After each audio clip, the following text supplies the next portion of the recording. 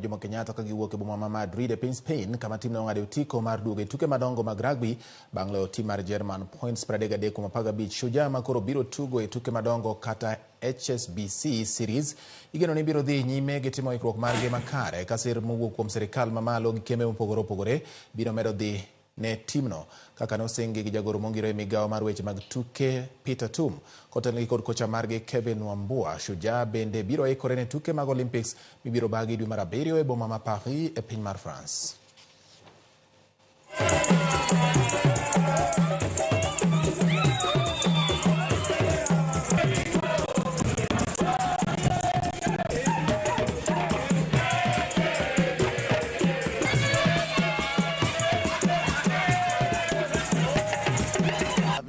Very young people achieve such a big stage achievement. I think that should be the highlight of all this, because it's a team that they were told HSBC looks like this. This is what world stage looks like.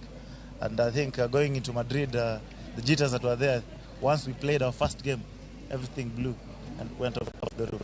First of all, it's a big feat being slightly compared to the late Aimba, who was one of the greats of the game.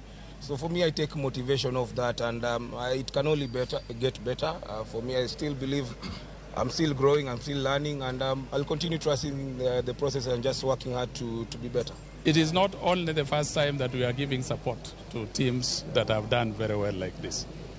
You are aware that we are giving support to football, volleyball, and all other teams that are giving us this kind of pride.